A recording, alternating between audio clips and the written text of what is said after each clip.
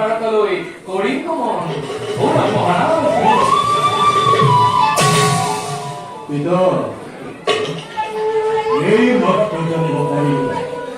রুক্মিণীর বিবাহ করে বলর পুত্র ঈশ্বরদত্ত আর তুমি কেন সম্মতি দিলাই পিতা ও পিতা এর ওপর বৃদ্ধ ভয় করতে পারে কিয় এর মতন মতি ওরে তোমাকে ও মন্ত্র দিলে পিতা দেৱৰ্ষি নাৰদে আনিছে এই প্ৰস্তাৱ নাৰায়ণ আৰু মই কোনো আপত্তিৰ কাৰণে দেখি সন্মতি প্ৰদান কৰিছো দেৱৰ্ষি নাৰদ হয় মহাৰাজ তুমি তেন্তে কোন দিনৰে ৰহস্যত বিবাহেৰ কত কি হই দেখাবিছা আৰ এই তবে বুঢ়া ৰজা মন্ত্ৰীভ্ৰম হৈছে তুমি নিজেই বিয়া বৰি কৰি ঘৰ সংসাৰ কৰিবলৈ অসমৰ্থ হৈ আনৰ বাবেহে ভাৰতকে গ্ৰহণ কৰিছা নহয়নে দেৱৰ্ষি আমাৰ পূজনীয় জানো পিতা জানো আৰু সেই গৱেষণা অন্তৰে আঁতৰে লৈ দেৱৰ্ষি আমাৰ পূজনীয় হয় ন কেৱল সিমানে নহয় ৰুক্মিণীৰ বিবাহৰ প্ৰস্তাৱ অনাৰম্ভণীয় পথ ইমানতে পৰিত্যাগ কৰি অসন্মানে গুচি যাওক অন্য স্থানলৈ নাৰায়ণ নাৰায়ণ ও তেনেহলে ৰুক্মিণী নিবিচাৰে সম্বন্ধ কৰিব কৃষ্ণৰ লগত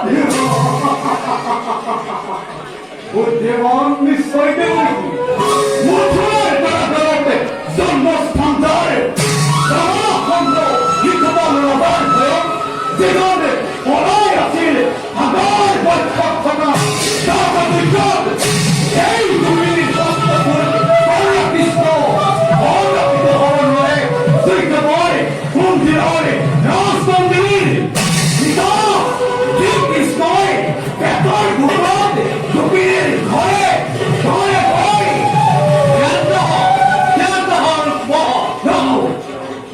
ক্ষান্ত নোৱাৰা কৰিব তুমি কণ্ঠৰোধৰ পিতা দেৱৰ্ষিৰ কথা শুনি জীৱনৰ শেষ বয়সত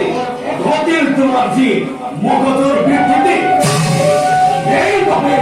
যজ্ঞমান কৰি ভাবিছা কৃষ্ণক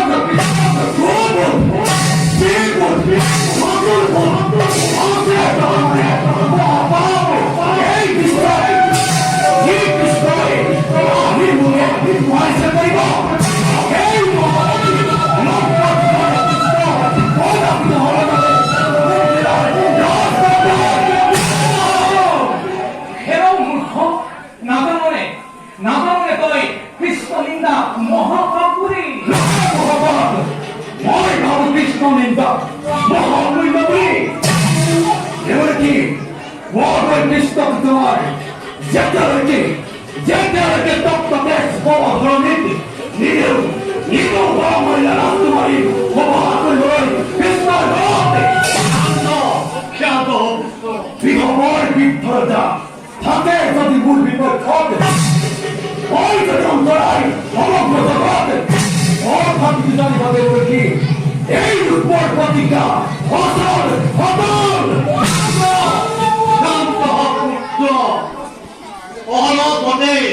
অলপ কথাতে অংগীকাৰ কৰিব নাপায় বহুবাৰ ভাবি চিন্তিহে সকলো কথা কিতাপক গ্ৰহণ কৰিব লাগে এবাৰ নহয় দুবাৰ নহয় বহুবাৰ ভাবি চাইছো পিতা কিন্তু এতে তোমার দরে মই মগজুর বিকৃতি ঘটা নাই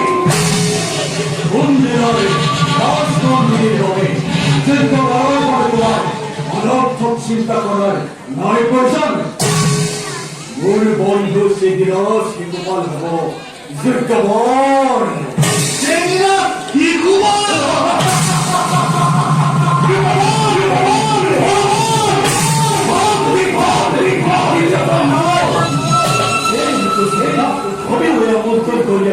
সেদিন শিশুপাল রাজা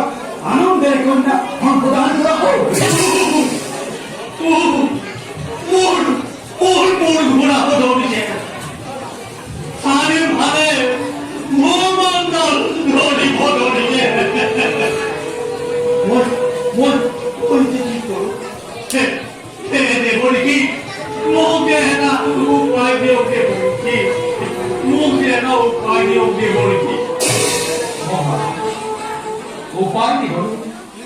দুই প্রজন্মই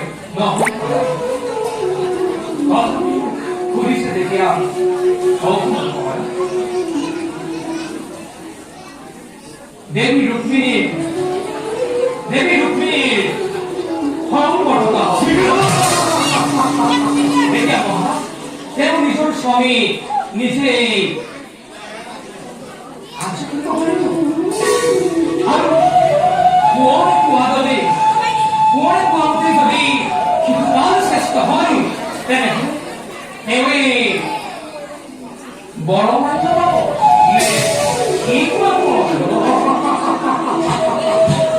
এই ঘরে মহিলাকে যুক্তিযুক্ত প্রস্তাব ওই প্রস্তাবক সাদরে সমর্থন জনাইছো জবাব দিতে দেবৰ কি মই পিছত তোমাৰ কোন দিনৰ ৰাজ মন্দিৰ স্বয়ংবৰৰ পৰিচালকখন এওঁৰ মিছাতে অসফলি থাকিব নালাগে আৰু কবা দেবৰ কি বৃদ্ধ ৰজাৰ অতিক্ৰম কৰিছে মই আৰু ৰজা হৈ থকা নাই পাতো এটা কাঠৰ পুতলাহে সেয়েহে ৰুক্মণীয়ে ৰাজকাৰ্য সম্পাদন কৰিছে আৰু যথোচিত উত্তৰ দিছে এমতে মহাৰাজ এবে মহাৰাজ মানুষ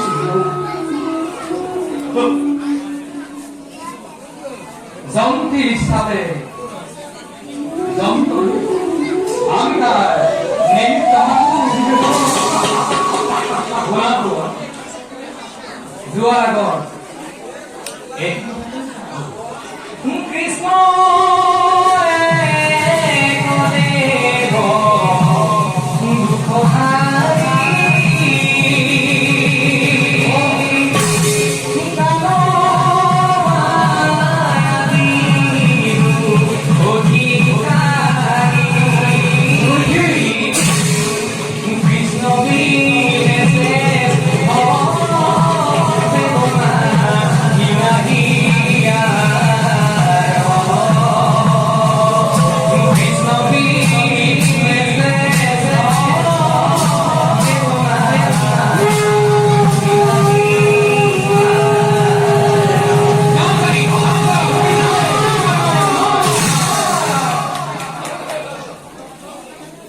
কিন্তু